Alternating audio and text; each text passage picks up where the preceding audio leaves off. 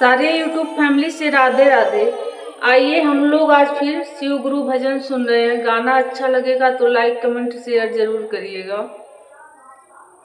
शिशिया के भगिया जगावा डमरुआ बजावा ए बाबा। शिशिया के भगिया जगावा डमरुआ बजावा ए भोला। शिशिया के भगिया जगावा डमरुआ बजावा ए बाबा। रौरी दुआरे बाबा बाजिन पुकारे, बाजिन पुकारे बाबा बाजिन पुकारे। बजनी का गोदिया भरावा डमरुआ बजावा ए बाबा। बजनी का गोदिया भरावा डमरुआ बजावा ए भोला। शिशिया के भगिया जगावा डमरुआ बजावा ए भोला। शिशिया के भगिया जगावा डमरुआ बजावा ए भोला।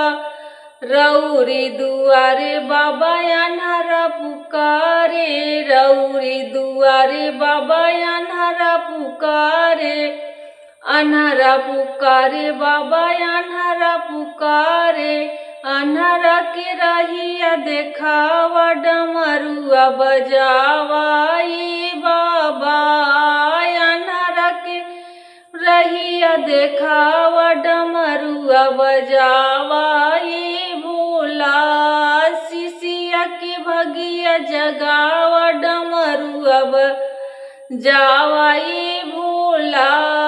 शिशिया के भगिया जगावा डमरुआ बजावा ए भोला। रौरी दुआरे बाबा लंगड़ा पुकारे, लंगड़ा पुकारे बाबा लंगड़ा पुकारे। लंगड़ा के चारों धाम घुमावा डमरुआ बजावा ए भोला। लंगड़ा के चारों धाम घुमावा डमरुआ बजावा ए भोला। शिशिया के भगिया जगावा डमरुआ बजावा ए भोला। शिशिया के भगिया जगावा डमरुआ बजावा ए भोला। रौरी दुआरे बाबा निर्धन पुकारे, रौरी दुआरे बाबा निर्धन पुकारे। निर्धन पुकारे बाबा निर्धन पुकारे। निर्धन के धन बरसावा डमरुआ बजावा ए भोला। निर्धन के धन बरसावा डमरुआ बजावा ए भोला।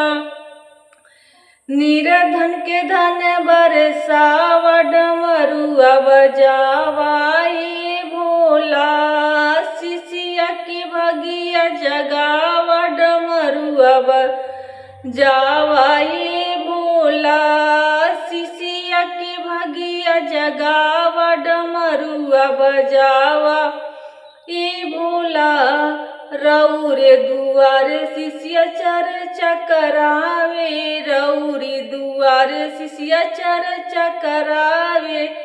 चर्चा करावे सब सखिया बोलावे, चर्चा करावे सब सखिया बोलावे। सबका पे दया बरसावा डमरुआ बजावा ए भोला। सबका पे दया बरसावा डमरुआ बजावा ए भोला। शिशिया के भगिया जगावा डमरुआ बजावा ए भोला।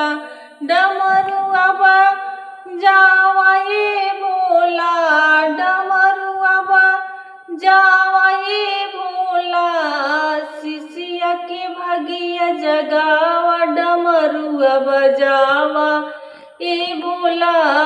शिशिया के भगिया जगावा डमरुआ बजावा ए भोला।